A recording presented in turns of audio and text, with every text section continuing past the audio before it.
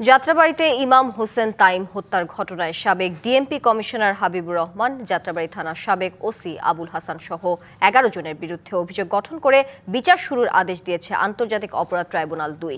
এদিকে জুলাই গণ অভ্যুত্থানে মানবতাবিরোধী অপরাধের মামলায় সালমান এফ রহমান ও আনিসুল হকের বিরুদ্ধে প্রথম দিনের সাক্ষ্য গ্রহণে সাক্ষ্য দিয়েছেন জুলাই যোদ্ধা ইমরান হোসেন এবং কামাল হাওলাদার।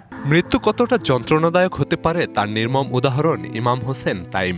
২৪ জুলাই যাত্রাবাড়ির রাজপথে কোটা সংস্কার আন্দোলনের দিন পুলিশের গুলিতে থেমে যায় তার জীবন প্রদীপ। পরে সামাজিক মাধ্যমে ছড়িয়ে পড়ে তার মৃত্যুর ভিডিও। রবিবার এই মামলায় সাবেক ডিএমপি কমিশনার হাবিবুর রহমান, যাত্রাবাড়ী থানার সাবেক ওসি আবুল হাসান সহ ১১ জনের বিরুদ্ধে অভিযোগ গঠন করে বিচার শুরুর আদেশ দেয় আন্তর্জাতিক অপরাধ ট্রাইব্যুনাল ২।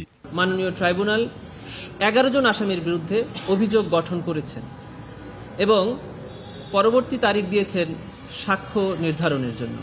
এদিন জুলাই গণ অভ্যুত্থানে মানবতাবিরোধী অপরাধের মামলায় সালমান এফ রহমান ও আনিসুল হকের বিরুদ্ধে প্রথম দিনের সাক্ষ্য গ্রহণ অনুষ্ঠিত হয়েছে। সাক্ষ্য দিয়েছেন আন্দোলনে পা হারানো ইমরান হোসেন ও শহীদ সিফাতের বাবা। আওয়ামী লীগ এবং সরকারের ঊর্ধ্বতন নেতৃবৃন্দ, তার মধ্যে বলেছেন স্বরাষ্ট্রমন্ত্রী আসাদুজ্জামান খান কামাল, বলেছেন ওবায়দুল কাদের সাহেবের নাম। অন্যতমভাবে ওনারা বলেছেন যে তৎকালীন সরকারের প্রধানমন্ত্রীর উপদেষ্টা জনাব সালমান এফ রহমান এবং আইনমন্ত্রী আনিসুল হক।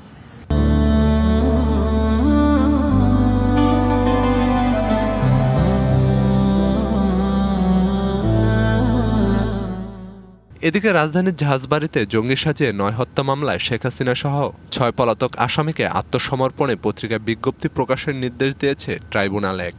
সেই সাথে ট্রাইব্যুনাল ২ কুষ্টিয়ার ৬ জনকে হত্যাসহ মানবতাবিরোধী অপরাধের মামলায় হাসানুল হক ইনুর সাফাই সাক্ষীর সাক্ষ্য গ্রহণ অনুষ্ঠিত হয়েছে।